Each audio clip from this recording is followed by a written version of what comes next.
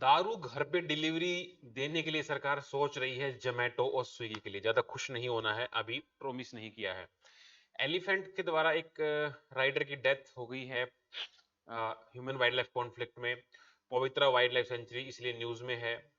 और इंडिया का जो रिन्यूएबल पावर एनर्जी है उसको लेके एक बहुत अच्छा आर्टिकल आया है कि हम इसके क्या बेनिफिट हैं, क्या चैलेंजेस हैं, वर्ल्ड में कहाँ स्टैंड हम करते हैं। और जो हम केमिकल्स इंपोर्ट करते हैं रिसर्च के लिए, उनके ऊपर जो कस्टम ड्यूटी लगती है वो 10% से बढ़ा के 150% कर दी गई थी। सरकार ने वो अपना फैसला वापस भी ले लिया है। नमस्कार दोस्तों, मेरा नाम है प्रदीप सर हरियाणवी, आपका स्वागत करता हूं डेली समाचार में। जो पहली बार एकेडमी के चैनल पे आए हैं उनको बता दूं कि हम डेली न्यूज़पेपर का एनालिसिस करते हैं और पिछले 3 साल से एचसीएस में बेहतरीन प्रदर्शन हम दे रहे हैं। इस साल 51 सिलेक्शंस एकेडमी की तरफ से रहे हैं। लास्ट ईयर इंक्लूडिंग रैंक 1 हमारे ऑफलाइन स्टूडेंट थे अनिल कुमार। इसके अलावा जो बच्चे 2025 एचसीएस को टारगेट कर रहे हैं उनके लिए सुनहरा अवसर है। डेडिकेटेड बैच चल रहा है Abhimanyu pre mains interview answer writing, NCERT भी इंक्लूडेड है, हिंदी एज वेल इंग्लिश में। कांटेक्ट आप कर सकते हैं। आज की हेडलाइन देख लेते हैं। प्रीलिम्स के हिसाब से फैक्ट देखें तो जो वर्ल्ड क्राफ्ट काउंसिल है उसने कश्मीर का जो क्राफ्ट्समैन हैं उनको जून महीने में क्राफ्ट सिटी के अंदर इंक्लूड कर लिया गया था। तो पहले भी 3 सिटीज थी। तो ये एक अच्छी न्यूज है कि जम्मू कश्मीर के जो क्राफ्ट्समैन हैं, जो उनकी वुडन कार्विंग्स हैं, पश्मीना शॉल है, जो मतलब आर्टिस्टिक है, उसको ग्लोबल रिकॉग्नाइज करने की कोशिश की जा रही है। दूसरा है, एक साइंटिस्ट ने पता लगाया कि जो जीन हेल्प करता है घोड़ों को भागते टाइम अपना ब्लड प्रेशर को कंट्रोल करने में, अगर वो जीन हम ह्यूमंस के अंदर भी हम उसका कुछ पता लगा पाए तो ह्यूमंस का ब्लड प्रेशर भी कंट्रोल किया जा सकता है। मतलब मेडिकल एडवांसमेंट, ऐसा नहीं कि उनको घोड़ा बना दें, बट एथलीट्स का जो दिक्कत रहती है ब्लड प्रेशर वगैरह उसको हम कंट्रोल कर सकते हैं। डोर स्टेप की डिलीवरी के लिए कई सारे स्टेट कोशिश कर रहे हैं, प्रॉमिस कर रहे हैं कि जोमेटो स्विगी के थ्रू अल्कोहल घर पे ही आ जाए। उसके कुछ फायदे भी होंगे, कुछ नुकसान भी होंगे। दोनों तरह से देखेंगे। इवन कोलकाता में तो ऑलरेडी ये सर्विस चल रही है, बाकी स्टेट्स भी सोच रहे हैं। कस्टम ड्यूटी जो बढ़ाई गई थी इम्पोज्ड, मतलब जो इंपोर्टेड लैब केमिकल्स थे 10% से बढ़ा के उसको 150% कर दिया गया था। लेकिन अब उस मूव को वापस ले लिया गया जब रिसर्चर्स ने इसके ऊपर प्रोटेस्ट किया। तो पवित्रा वाइल्ड लाइफ सेंचुरी न्यूज में है क्योंकि यहाँ पर एक एलिफेंट राइडर की डेथ हो गई है और उस वजह से तो वाइल्ड लाइफ सेंचुरी का लोकेशन हमको पता होना चाहिए, अपने एटलस में मार्क होना चाहिए। इंडिया का जो फ्यूचर है in terms of energy requirement sustainability, वो एक बहुत अच्छा आर्टिकल आया है कि रिन्यूएबल नॉन रिन्यूएबल उसके चैलेंजेस, हमारे टारगेट्स क्या हैं। तो ओवरऑल एक बहुत अच्छा है यूपीएससी एस्पिरेंट्स के लिए। और आज हम जानेंगे वर्ल्ड इकोनॉमिक फोरम ये कब बना, इसकी कौन कौन सी रिपोर्ट होती है, एनुअल मीटिंग में क्या क्या बात करते हैं। देखो, पहला हमारा जो आर्टिकल है, श्रीनगर जो कि समर कैपिटल है जम्मू एंड कश्मीर की, वहां पर क्या हुआ है, इसको वर्ल्ड क्राफ्ट काउंसिल के द्वारा रिकॉग्नाइज कर लिया गया है वर्ल्ड क्राफ्ट सिटी के रूप में। पहले भी ऐसे 3 सिटी हो चुकी थी, ये चौथी है। तो यहाँ क्या लिखा है, श्रीनगर द समर कैपिटल, तो मतलब विंटर कैपिटल भी कोई ना कोई होगी।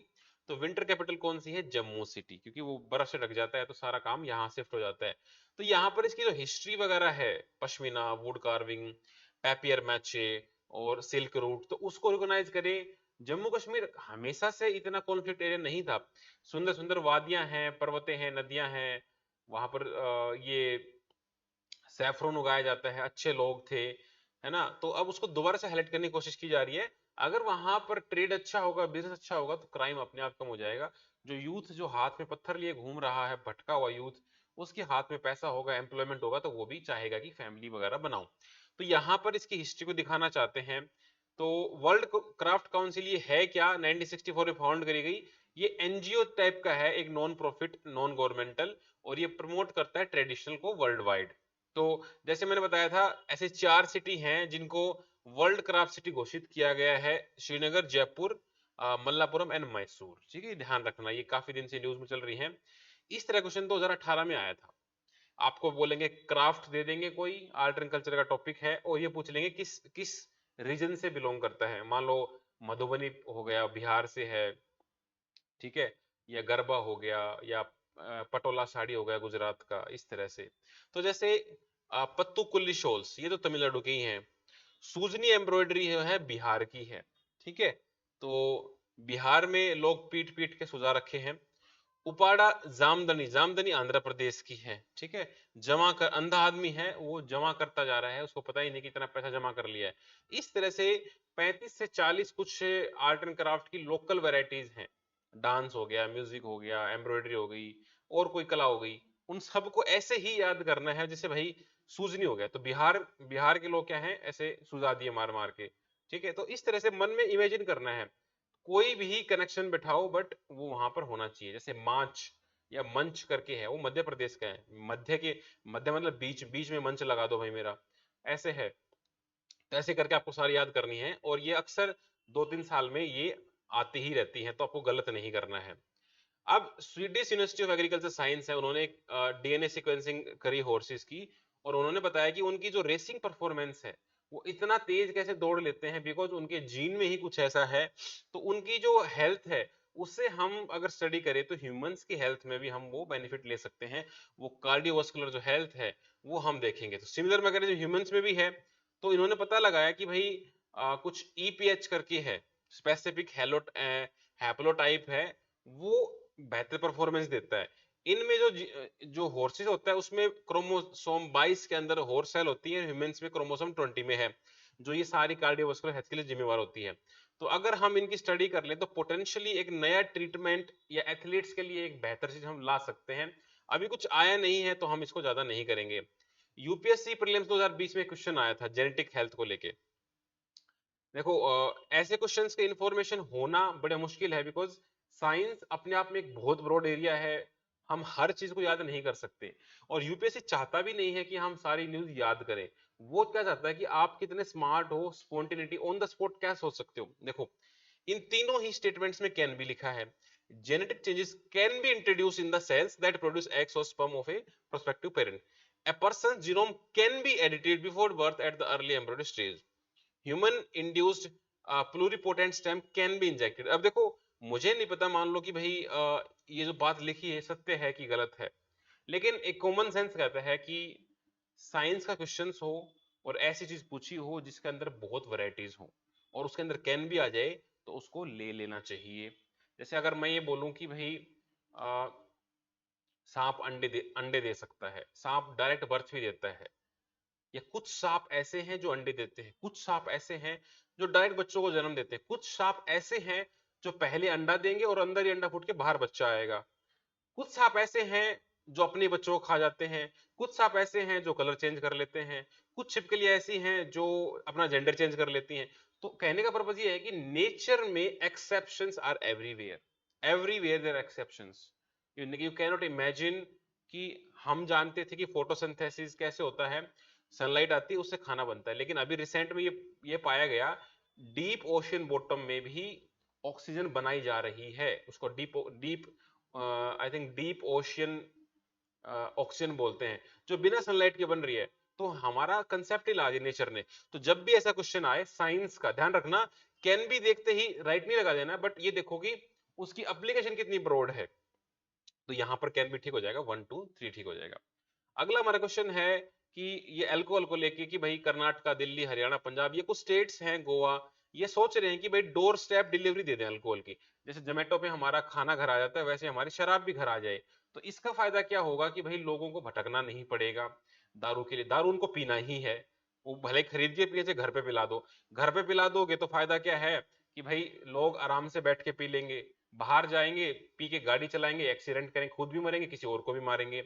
या जो वुमेन है उनको सोशल स्टिग्मा होता है कि हाय वुमेन, औरत होके लड़की शराब पीती है, वो अपने घर बैठ के पी सकती है, सोशल स्टिग्मा नहीं होगा।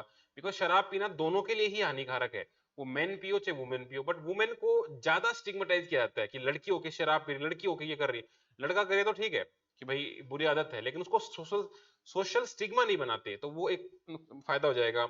स्टेट को रेवेन्यू बढ़ेगा, ज्यादा शराब सेल होगी तो भाई सर ज्यादा पैसा मिलेगा टैक्स में। लेकिन दिक्कत ये है कि ये आपकी एक बैड हैबिट जनरेट कर सकती है। दिक्कत ये है कि कोई आदमी मान लो बाहर जाने में हिचकिचा रहा था, अब उसको आराम से मिल रही है, तो वो रेगुलरली स्टोक जब मन किया मंगवा लिया, जब मन किया मंगवा लिया, तो हो सकता है उसको हैबिट बन जाए। जो अकेला रहता है वो हो सकता है डेली पीने लग जाए, स्टोक करने लग जाए, तो वो भी दिक्कत हो सकती है। तो अभी इसके लिए हम तैयार हैं नहीं हैं, उसके ऊपर ही सोचने का मुद्दा है। ठीक है, स्विगी, बिग बास्केट वगैरह से हम दे पा रहे नहीं दे पा रहे। तो भाई कोलकाता दिल्ली में तो पहले से दे दी जा रही है। तो कुछ फैक्ट्स इसमें आए हैं, वो आपको मैं बता देता हूँ, कहीं आपको सोसाइटी के चैप्टर में काम आ सकते हैं। एक तो जो अल्कोहल कंजप्शन है वो पिछले 10 साल में स्टडीली राइज हो रहा है। 2003-5 में हमारा एवरेज जो कंजप्शन था पर कैपिटा वो 1.6 लीटर था, आज 5.5 लीटर है 2016 में। 10 साल में 4 गुना बढ़ोतरी हो गई है। मतलब शराब हमारे कल्चर का हिस्सा बनती जा रही है, जो पहले नहीं हुआ करता था। इवन आप जाओगे वेस्टर्न सोसाइटीज में मोर देन 50% लोग अल्कोहलिक हैं, 80% तक अल्कोहलिक हैं। India 6th largest alcohol market है ग्लोबली। पूरे साल में 52 बिलियन का बिजनेस होता है। ठीक है, अब देखो, अगर हम डिलीवरी घर पे दे दे तो फायदा क्या होगा? एक्साइज टैक्स बढ़ जाएगा, स्टेट गवर्नमेंट सेंट्रल गवर्नमेंट का पैसा बढ़ेगा। दूसरा, डोर स्टेप पे दे देंगे तो भाई रोड ट्रैफिक क्लैशेस इंजरी कम होंगे। लोग दारू पीने बाहर जाते हैं, फिर पीते हैं, फिर घर आते हैं, रैश ड्राइविंग होती है, झगड़ा होता है, लोग मर जाते हैं। ठीक है, दूसरों को ही मारते हैं, ये कम होगा। वुमेन के लिए भी सेफ्टी है, उसको बाहर नहीं जाना पड़ेगा, सोशल स्टिग्मा फेस नहीं करना पड़ेगा। लेकिन दिक्कत क्या होगी कि भाई आप जो बेनिफिट देख रहे हो टैक्स से, उसका नुकसान कहीं ज्यादा होगा। लोगों की हेल्थ खराब होगी, वो कम कर पाएंगे, पैसा कम कमाएंगे, तो आपका इनकम टैक्स, कॉर्पोरेशन टैक्स कम हो जाएगा। दूसरा, अगर आपकी अवेलेबिलिटी ज्यादा होगी तो वो बिंज ड्रिंकिंग कर सकते हैं, जब मन किया मंगवा लिया। अब तो ठेके बंद हो जाते 10 बजे, तो उसके पास ऑप्शन ही नहीं है, या ड्राई डे है। लेकिन अगर डिलीवरी आ रही है, तो जैसे मैं पर्सनल बताता हूँ, जैसे हम दिल्ली, मैं दिल्ली रहता था ओल्ड राजेंद्र नगर में। हम रातों रात पढ़ते थे लाइब्रेरी में, 2 बजे 3 बजे। अब 3 बजे मेरा मन किया कि भाई मुझे डोमिनोज खाना है, ऑर्डर किया, 10 मिनट में डोमिनोज घर। 4 बजे मेरा मन किया, मैंने सबवे खाना, 4 बजे तक सबवे घर। तो उससे क्या होता है कि एक हैबिट डेवलप हो गई रात को 3 बजे खाने की, 4 बजे खाने की। अब मेरे को नींद ही ना आए। तो अब जैसे मैं दादरी में हूँ, दादरी में क्या होता है कि भाई 9 बजने के बाद सारे रेस्टोरेंट बंद हो गए। तो भाई ऑटोमेटिकली मुझे एक पता है कि मैं 9 बजे के बाद कुछ नहीं खा पाऊंगा, तो मैं पहले से ही अपना दाल रोटी खा के सो जाऊंगा। ठीक है, तो इस तरह से हैबिट डेवलप होती है। पब्लिक हेल्थ कंसर्न्स है भाई, लीवर, शराब से तो सारी चीज खराब हो जाएंगी। ठीक है, तो इन रिस्क और ये सारे खराब हो जाए, और दारू पी के घर पे भी लड़ सकता है, वायलेंस भी बढ़ सकता है। तो हमें क्या करना है कि भाई इस तरह की चीजें ना थोड़ा सोच के ही करना चाहिए। एक तो रेस्ट्रिक्ट हो अवेलेबिलिटी, मार्केटिंग कम हो, टैक्स बढ़ा दो अल्कोहल पे ताकि सारे लोग ना पिए, ताकि थोड़ा सा रेस्ट्रिक्शन हो। ठीक है, और भाई ड्रिंक एंड ड्राइव लॉज है ना, उसको और स्ट्रेंथन करो। और जो ट्रैफिक ट्रीटमेंट वगैरह है मेंटल हेल्थ, इस पे भी हम पैसा लगा सकते हैं। तो गवर्नमेंट को हेल्थ डिपार्टमेंट और सबसे मॉनिटर करना चाहिए, और फिर जाके कहीं पॉलिसी बनाना चाहिए। किसी भी चीज को बैन करना एक अच्छा सोल्यूशन नहीं होता है। जितना बैन करोगे उतना ज्यादा निकल के आएगा। तो एक लास्ट में सॉल्यूशन क्या होता है, ये लिख के ले लो, कोई भी ऐसा टॉपिक आ जाए पेपर में जहां पर बैन करने की बात आए, तो बैन नहीं करना है। खुला छोड़ दोगे तो खराब है, बिल्कुल बैन कर तो खराब है। एक बीच का रास्ता निकालना होता है, मॉनिटरिंग रेगुलेशन। ठीक है भाई, पियो लेकिन लिमिट में पियो, घर रह के पियो, इस तरह से।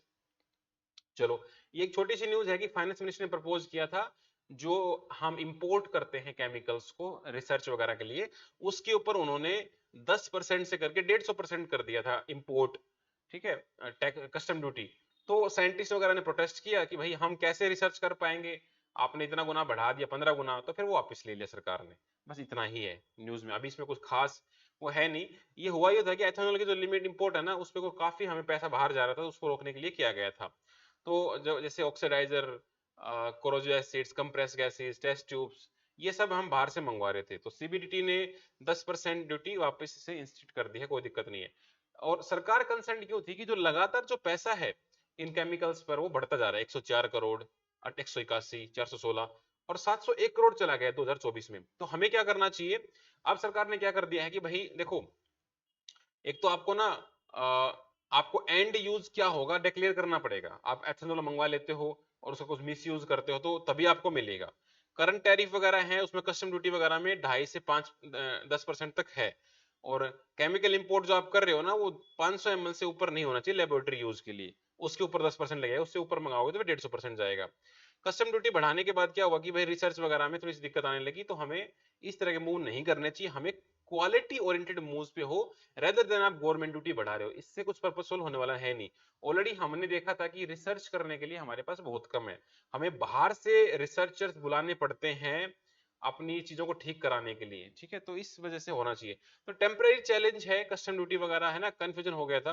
बट एडिशनल डॉक्यूमेंटेशन आपको अब देने पड़ेंगे, और ये सिचुएशन बताती है कि आपको बैलेंस करना पड़ेगा कस्टम ड्यूटी को भी और साइंटिफिक को, मतलब ड्यूटी लगाओ लेकिन इतना मत लगाओ कि हमारी रिसर्च ही खतरे में आ जाए। ठीक है, एक ठीक ठाक सा आर्टिकल था, कोई खास वो नहीं है।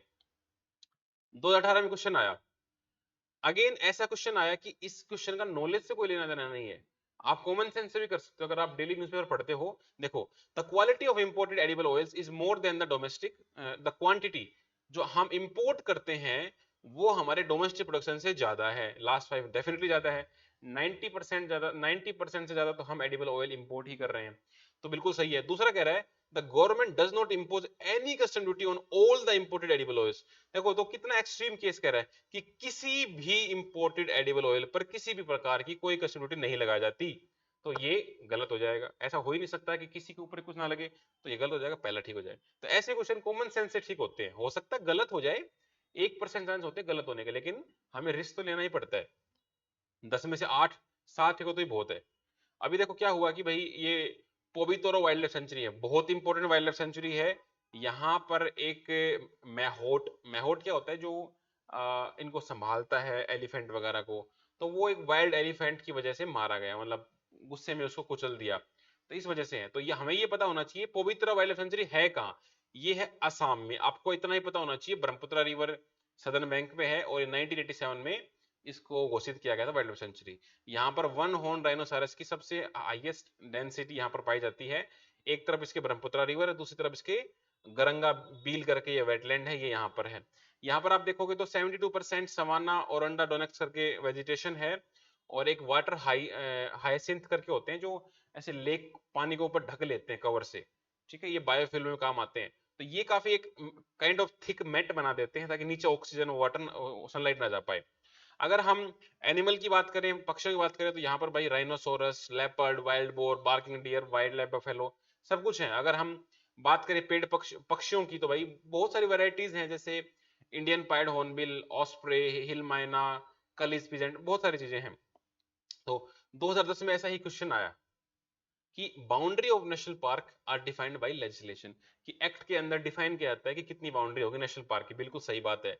दूसरा कह रहा है biosphere reserve is declared to conserve a few species, few specific species of flora. नहीं भाई, बायोस्फीयर रिजर्व एक बहुत बड़ा एरिया, बहुत बड़ा एरिया होता है, जो स्पेसिफिक होता है ना वो होता है वाइल्ड लाइफ सेंचुरी, कि भाई इस वाइल्ड लाइफ सेंचुरी में कोई पर्टिकुलर एनिमल या कुछ कुछ ग्रुप ऑफ एनिमल्स को प्रोटेक्ट करना है। बायोस्फीयर रिजर्व तो बहुत बड़ा टर्म होता है, वाइल्ड लाइफ सेंचुरी है, फिर नेशनल पार्क है, फिर बायोस्फीयर रिजर्व आते हैं।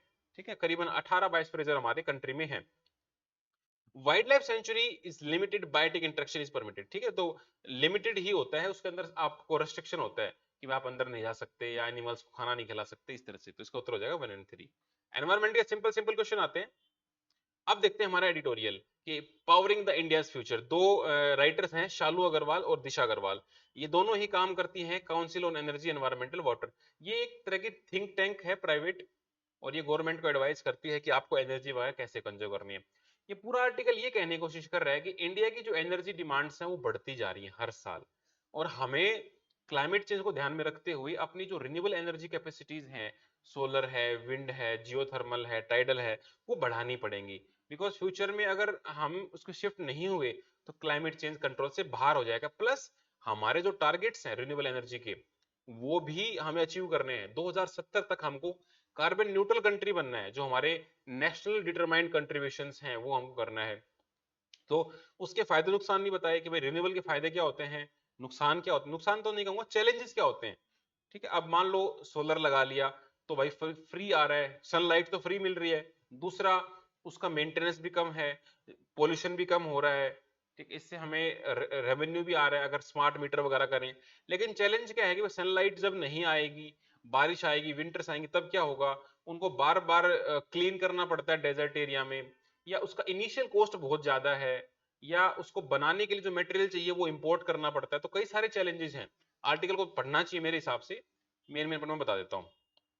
देखो, ये आर्टिकल डिस्कस कर रहा है कि इंडिया का जो क्लीन एनर्जी ट्रांजिशन है, रिसेंट अचीवमेंट, और हमारा जो चैलेंज आ रहे हैं पावर सेक्टर में, वो हम डिस्कस करेंगे। एक तो रिन्यूएबल एनर्जी के टारगेट्स हैं उनको बढ़ाना पड़ेगा, हमें क्लीन एनर्जी के सोर्स को डाइवर्सिफाई करना पड़ेगा। मोस्टली हमारा सन से आता है, सन से आना चाहिए, विंड से आना चाहिए, और भी बहुत सारे सोर्सेज से आना चाहिए। जो एनर्जी अवेलेबिलिटी है वो हमको देखनी पड़ेगी, कोल कैपेसिटी हमको मेंटेन करनी पड़ेगी। बिकॉज जब जब हमारे पास सन नहीं होगा, जब हमारे पास विंड नहीं होगी, तब हम कहाँ से एनर्जी लाएंगे? हवा भी तो 24/7 नहीं चलती, सनलाइट भी तो 24/7 नहीं रहती है, पूरे साल नहीं रहती, तो हमें कोल की कैपेसिटी मेंटेन करनी चाहिए। और जो डिजिटलाइजेशन है वो भी हमें करना पड़ेगा, ताकि एक सस्टेनेबल और रेजिलिएंट एनर्जी फ्यूचर बन पाए। तो पूरा आर्टिकल का क्रक्स तो यही है। कुछ पॉइंट देखते हैं। देखो, फाइनेंस मिनिस्ट्री ने इस साल बजट लॉन्च किया। बजट में उन्होंने ये बात साफ कर दी कि हम चाहते हैं कि हम क्लीन एनर्जी पे आए। तो तो हमने क्या किया कि भाई हाइड्रो स्टोरेज, न्यूक्लियर एनर्जी या एनर्जी एफिशिएंसी, इनके ऊपर हमने पैसा बढ़ाया है। अभी 2023 में इतनी हीट वेव्स आई, 24 में भी इतनी हीट वेव्स आई हैं। 2023 सबसे हॉटेस्ट ईयर था रिसेंट में, पिछले डिकेड का। तो क्लाइमेट चेंज वार्म हो रहा है, हमें एक ऐसी रोबस्ट एनर्जी स्ट्रेटजी चाहिए ताकि फ्यूचर में हम सस्टेन कर पाए। अगर हमने अभी ध्यान नहीं दिया तो आज से 10 साल के बाद ये समझो कि आग उगलेगा सूरज, और हमारी एनर्जी, ऑलरेडी आग तो उगल ही रहा है, लेकिन हमारा सन, हमारी अर्थ का जो एटमॉस्फेयर है वो इतना गर्म हो जाएगा कि वहां लोगों का रहना मुश्किल हो जाएगा, पेड़ पौधों का भी बचना मुश्किल हो जाएगा। तो एक स्कीम हमने चला रखी है, सौभाग्य स्कीम। सौभाग्य स्कीम क्या था कि इलेक्ट्रीफाई करना था सबके घरों को। तो इसमें हमारी अच्छी अचीवमेंट है, 2020 तक हम 97% घरों को बिजली दे चुके हैं। और ऐसा ही अगर हम हरियाणा की बात करें तो भाई हम 1970 में हम 100% इलेक्ट्रिफिकेशन हमारा हो गया था। तो ये अचीवमेंट गिनाने की कोशिश कर रहे हैं। अब इंडिया की जो कैपेसिटी है वो पिछले 10 साल में 5 गुना बढ़ गई है, जो हम एनर्जी प्रोड्यूस कर रहे थे। तो इससे ये अच्छी बात है। और पूरे ग्लोबली हम देखें तो हम 4th largest renewable energy capacity रखते हैं। और जो हमारे पावर लॉसेस थे इलेक्ट्रिसिटी के, वो 40% कम हो गए हैं। और अभी सबसे ऑल टाइम लो पे हम खड़े हैं। हमारी एनर्जी का जो लॉस होता है पावर का ट्रांसमिशन में, वो 15% ही रह गया। अब चैलेंज हमको क्या आ रहे हैं कि भाई एक तो पीक डिमांड जो है ना वो बढ़ रही है। पिछले कुछ सालों से हर साल 7 से 9% डिमांड बढ़ रही है, बिकॉज हमारे घरों में इक्विपमेंट बढ़ रहे हैं, पंखा, कूलर, एसी। अब गांव में भी सबके पास हो गया है, तो एनर्जी की डिमांड बढ़ रही है। इलेक्ट्रिक व्हीकल्स आ रहे हैं, उनको चार्ज करने के लिए इलेक्ट्रिसिटी चाहिए। तो काइंड ऑफ ये समझो कि हम इलेक्ट्रिक कार लेके आए ताकि हमें फ्यूल ना बर्न करना पड़े, कार्बन डाइऑक्साइड ना निकले। उसको चार्ज कहां से करेंगे? उसको चार्ज करेंगे इलेक्ट्रिसिटी से। इलेक्ट्रिसिटी कहां से आएगी? कोयला बन करके। तो अल्टीमेटली ऐसे कान ना पकड़ के हमने ऐसे पकड़ लिया, बस कान तो घुमा के पकड़ लिया ना। तो अगर हमने रिन्यूएबल से उसको चार्ज नहीं किया तो उस रिन्यूएबल एनर्जी का कोई फायदा नहीं। ठीक है। अब एक्सट्रीम वेदर आ रहे हैं, तो उनको हम कैसे झेलेंगे? एड्रेस करना है कि हम, एक तो भाई देखो, अपने स्टोरेज कैपेसिटी भले ही हमने 5 गुना बढ़ा ली है, लेकिन अब भी हम ग्लोबल लेवल पे काफी पीछे हैं। तो हमें और टारगेट बनाने चाहिए। तो हमारी बिलो एक्सपेक्टेशन चल रहा है जनरेशन अभी भी। क्लीन एनर्जी के रिसोर्सेज अभी काफी अर्जेंट हैं। अगर आप बात करो चाइना की, यूरोपियन यूनियन की, तो इनका जो प्रोडक्शन है वो बहुत ज्यादा है। तो हमें भी बढ़ाना पड़ेगा एनर्जी को। और क्या कहते हैं कि हमें जो कोयला वगैरह है उसका भी हमें अच्छे से यूज करना पड़ेगा। ठीक है। अच्छा, तो इसका कंक्लूजन क्या है? कंक्लूजन यही है कि अब ये अगले 10 साल जो है हमें एनर्जी कमिटमेंट्स के ऊपर फोकस करना पड़ेगा। क्लीन एनर्जी में इन्वेस्ट करो, जो मोर फ्लेक्सिबल हो, रेजिलिएंट हो, एसेंशियल ये है। इससे जॉब भी क्रिएट होंगी। अगर आप सोलर पैनल वगैरह बनाओगे तो लाखों जॉब उससे क्रिएट होने वाली है। अब रिन्यूएबल एनर्जी होती क्या है? रिन्यूएबल का मतलब क्या है? जो दोबारा जनरेट हो सके। तो ऐसी एनर्जी है जो नेचुरली रेप्लिश हो पाती है। अब सन के अंदर से आग आती ही रहेगी, हवा चलती ही रहेगी, हमें कुछ नहीं करना है। कोयला एक दिन खत्म हो जाएगा, न्यूक्लियर भी एक दिन खत्म हो जाएगा, क्योंकि वो लिमिटेड है अर्थ के अंदर। लेकिन हजारों करोड़ों साल तक सन तो चलता रहेगा। तो इस हिसाब से रिन्यूएबल को हम ये हजारों साल तक चला सकते हैं। इससे कुछ फायदे हैं रिन्यूएबल के। नंबर एक, इकोनॉमिक फायदा, कि भाई विंड और सन तो ऑलवेज रहेंगी, फ्री रहेंगी। मेंटेनेंस भी कम है रिन्यूएबल का, हमें को मेंटेन करना ही नहीं है। एनवायरमेंट भी बेनिफिट है, क्योंकि पोल्यूशन हो ही नहीं रहा है, जीरो पोल्यूशन है। लैंड डिग्रेडेशन का कम है, जहां बंजर लैंड पड़ी है वहां सोलर पैनल लगा दो तो वो भी काम में आ गए। छतों पे लगा दो, नहरों पे लगा दो। हेल्थ बेनिफिट्स भी हैं कि भाई क्या होता है कि ये जो न्यूक्लियर हैं और थर्मल है, इनके अंदर एक्सप्लोजन हो जाता है, बॉयलर फट जाते हैं अक्सर, तो लोग मर जाते हैं। तो इसमें ऐसा रिस्क नहीं है। सोशल बेनिफिट्स भी हैं कि एनवायरमेंट अच्छा होगा तो हम भी अच्छे से रहेंगे। लेकिन दिक्कत कहाँ होती है? एक तो मतलब चैलेंज पे आएंगे, पहले एक बात उन्होंने बता रखी है कि हमें फ्यूचर जनरेशन के लिए भी एनर्जी बचा के रखनी है। एक अच्छा कोट है यहाँ पे, we do not inherit the earth from our ancestor, we borrow from the future. हम अपने पूर्वजों से उधार, मतलब ये विरासत में नहीं ले रहे अर्थ को, ये अपने आने वाले बच्चों का खर्च कर रहे हैं। आपको एक रिपोर्ट पता होगा, अर्थ आवर, ठीक है, अर्थ की एफिशिएंसी निकालते हैं कि जितने रिसोर्सेज एक साल के लिए बने हैं, जो 12 महीने में यूज होने चाहिए, वो कितने दिन में यूज हो जाते हैं? वो करीबन अगस्त में ही खत्म हो जाता है। उसको हम अर्थ आवर शूट डे ऐसा कुछ बोलते हैं। मतलब अगस्त में ही हम पूरे साल का खत्म कर देते हैं। तो हम करीबन हमारे जो प्रेजेंट नीड है उसके लिए 1.5x अर्थ चाहिए अगर उसको सस्टेन करना है। तो हम अगर हम ऐसे ही चलते रहे तो आने वाले लोगों को कुछ नहीं मिला। हमारे पूर्वज ने रिवर्स देखी थी पीने के लिए, है ना, फिर उसके पूर्व उसके वंशज आए, उन्होंने कुएं देखे, हमारी जनरेशन ने नल देखे, अगली जनरेशन पानी बोतलों में ही देखी, उनके कुएं नहरें कुछ नहीं दिखने वाला, उनको बोतल मिलेंगी 10 रुपए की 5 रुपए की हर जगह। तो इस तरह से हम अगलों से बोरो कर रहे हैं। चलो भाई, चैलेंजेस क्या क्या है रिन्यूएबल के?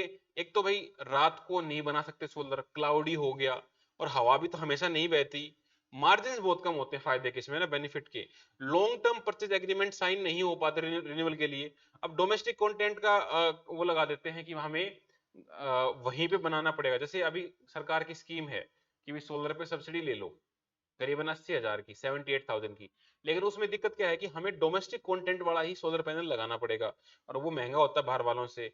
हम इंपोर्ट करते हैं वो भी महंगा पड़ता है, तो इंपोर्ट की डिपेंडेंसी हमारे ऊपर, अगर हमें चाइना वगैरह से सस्ता इंपोर्ट करना है। और हमने जो टारगेट सेट किया था रूफटॉप प्रोडक्शन के लिए, उसका सिर्फ 3% हमने अचीव किया अभी तक। इसके लिए लगाने के लिए ट्रेंड पर्सनल भी नहीं है, क्योंकि हमें कोई ट्रेनिंग मिली ही नहीं है कि भाई सोलर सोलर कैसे लगाते हैं। ऑपरेशनल इश्यूज आते हैं। अगर आप डेजर्ट के अंदर सोलर पैनल लगा देते हो, तो एक तो डेजर्ट के अंदर जो गर्मी पड़ती है वो इतनी ज्यादा होती है कि वो सोलर पैनल को भी दिक्कत कर देता है, उतना एनर्जी उसको भी नहीं चाहिए। उसके ऊपर धूल जम जाती है, उसको बार बार क्लीन करना पड़ता है। अब क्लीन कैसे करोगे? पानी से करोगे, तो पानी वहां पर हार्ड वाटर मिलेगा, जो पीने का पानी है वो मिलता नहीं, उससे सोलर पैनल खराब हो जाते हैं, उनकी लाइफ कम हो जाती है। तो डस्ट भी एक प्रॉब्लम है, हार्डनेस भी वाटर है, ठीक है। तो करीबन जितनी हम जनरेट कर रहे हैं उसका 25% ही हम यूज कर पा रहे हैं। अब कंक्लूजन क्या है कि भाई इंडिया को सस्टेनेबल पावर तो चाहिए ही चाहिए। रिन्यूएबल एनर्जी के इनहेरेंट बेनिफिट्स भी हैं, बिकॉज जीरो कार्बन वगैरह है, चीपर सोर्स है, लेकिन हमें कुछ चैलेंजेस भी हैं, हमारे टारगेट्स भी हैं। तो हमारा सॉल्यूशन यही होगा, eco friendly development, sustainable development ही इसका एकमात्र सॉल्यूशन है। बहुत अच्छा आर्टिकल है, मैं सजेस्ट करूंगा एक बार जरूर पढ़ना। आज का हमारा जो इंफॉर्मेशन है वो है वर्ल्ड इकोनॉमिक फोरम। ये एक अंतरराष्ट्रीय ऑर्गेनाइजेशन है। वैसे तो ये मतलब क्या करती है, ये लोगों को एक साथ लेके आती है, और वहां पर जो आइडियाज हैं सोशल पॉलिटिकल इकोनॉमिक, उनको एक्सचेंज करते हैं, और जो बेहतर निकल के आता है उसको इंप्लीमेंट करने की कोशिश करते हैं। ठीक है, वर्ल्ड इकोनॉमिक फोरम, इसका हेडक्वार्टर जरूर याद रखना, जेनेवा स्विट्जरलैंड में। जैसे ये हर साल डावोस में मिलते हैं स्विट्जरलैंड में। तो सदगुरु जो है इंडिया से, वो भी गए 3-4 साल पहले। यहाँ ये समझो कि आइडियाज का ही एक एक्शन में कन्वर्ट करने का प्लान बनाते हैं। ठीक है, तो ये आइडिया किसका था? कोई जर्मन प्रोफेसर थे, कुआस कुआप्स करके, इन्होंने स्टेक होल्डर कैपिटलिज्म भी बनाया था। स्टेक होल्डर कैपिटलिज्म क्या बोलता है कि अगर हमें अपना बेनिफिट देखना है, तो जो जो लोग हमसे कनेक्टेड है उनका बेनिफिट देखना चाहिए, उनके भले में हमारा भला है, दूसरे का भला कर भला तो हो भला टाइप का अप्रोच है ये। तो पहले तो ये देखते थे मैनेजरियल, लेकिन बाद में उन्होंने फिर मैनेजमेंट से सोशल इश्यूज इकोनॉमिक इश्यूज पे भी ट्रांसफर करना स्टार्ट कर दिया था। करीबन फंडिंग कौन देता है? जो मेंबर कंट्रीज है, मेंबर पार्टनर्स है, वही इसको फंडिंग देते हैं। एनुअल हर साल ये डेवोस में मिलते ही हैं। तो इसकी क्वेश्चन इतना ही आता है, इसका हेडक्वार्टर कहाँ है? इसके द्वारा कुछ रिपोर्ट पब्लिश की जाती है, ये रिपोर्ट पूछी जाती हैं। जैसे भाई gender, global gender gap report, energy transmission tax sorry index, global risk report, global travel and tourism report. तो एक तो मैंने ये चीज ऑब्जर्व करी, इसकी जितनी भी रिपोर्ट है ना, सारी स्टार्ट होती है ग्लोबल से। ग्लोबल ग्लोबल ग्लोबल, एक दो रिपोर्ट और भी, वो भी ग्लोबल से। सारी नहीं होती लेकिन मैक्सिमम, जैसे ये नहीं हो रही, तो ये आपको याद रखनी पड़ेगी। जैसे ये 2019 में आया ग्लोबल कंपिटिटिव रिपोर्ट। तो जब मैंने 2019 में अपना प्रीलिम्स दिया था, तो मुझे इतना याद था कि अगर ग्लोबल आ गया तो WEF, तो मैंने WEF लगा दिया, मेरा ठीक निकला था। वो रिस्क होता है अपना अपना। ठीक है, तो इस तरह से हम मतलब 30 से 35 रिपोर्ट मैंने याद कर रखी थी। तो उसमें से ये आ जाए तो ठीक है, हर साल हर 1-2 साल में एक रिपोर्ट आती है, तो आपको इन सब की रिपोर्ट याद करनी ही पड़ेगी। आज कर लो चाहे कल कर लेना, उनको ट्रिक बना बना के याद कर लेना। ठीक है, gender parity index, gender inequality, gender ये सब, तो इन सब का याद कर लेना। आज के हमारे जो 5 क्वेश्चंस हैं वो ये रहे आपके स्क्रीन पर। पहला क्वेश्चन है, पवित्रा वाइल्ड लाइफ सेंचुरी कौन से स्टेट में लोकेटेड है? It's very famous wild life sanctuary, पता होना चाहिए, पेपर में आ सकती है। दूसरा है, वर्ल्ड इकोनॉमिक फोरम WEF का हेडक्वार्टर कहाँ है? हमने अभी ऊपर देखा है, आपको बताना है। तीसरा, India aims to achieve net zero carbon emission by which year? India कौन से साल तक जीरो कार्बन एमिशन या नेट जीरो कार्बन अचीव करना चाहता हो, आपको बताना है। क्वेश्चन नंबर 4 है, हमें उन 4 शहरों के नाम बताने हैं जिनको रिकॉग्नाइज किया गया है वर्ल्ड क्राफ्ट काउंसिल के द्वारा as a world craft city. अभी श्रीनगर को घोषित किया गया है जून में ही, और 3 आपको बतानी है, टोटल 4 हैं। और हमारा लास्ट क्वेश्चन है, जो रिवर है बराक रिवर, बराक रिवर का ओरिजिन मिजोरम स्टेट से होता है, ये स्टेटमेंट ट्रू है कि फॉल्स, ये आपको बताना है। तो रेगुलर कमेंट करते रहिए, यही क्वेश्चन उठ के आप भरोसा कीजिए, आप जो बच्चा डेली ये 5 क्वेश्चन कर रहा है, 2025 का जब प्रीलिम्स होगा तो तुम प्रदीप सर को याद करोगे, सर ये क्वेश्चन तो आपने कराया था। कि क्वेश्चन कोई मार्क्स से बन के नहीं आते हैं, हमारे डेली लाइफ से ही उठ के आते हैं, हमारी स्टैंडर्ड बुक से उठ के आते हैं। बस मैटर इतना सा है कि वो हम कितना रिकॉल कर पाते हैं एग्जाम में, कंफ्यूजन कितना क्रिएट कर पाते हैं, उसको रिजोल्व कर पाते हैं, वही सब है। Because prelims is not about just knowledge कि भाई जिसको बहुत ज्यादा इंटेलिजेंट है वो प्रीलिम्स निकाल ही देगा। बहुत आईआईटी बॉम्बे के पास आउट हैं वो भी नहीं निकाल पाते हैं, एक गांव का लड़का है वो भी निकाल लेता है, बिकॉज वो एक तरह का गेम है, नॉलेज का, गैस का, स्पॉन्टेनिटी का, रिवीजन का, कई चीजों का मिश्रण है। तो आई होप आपको ये आर्टिकल अच्छा लगा होगा, अच्छा लगा हो तो लाइक कर देना, नहीं अच्छा लगा तो डिसलाइक कर देना, बताना कि सर कैसे इंप्रूव हो सकता है, क्या चीज और डालें, या और इनके आंसर आप लिखना, तो मैं इनके आंसर्स को मैं देखता हूँ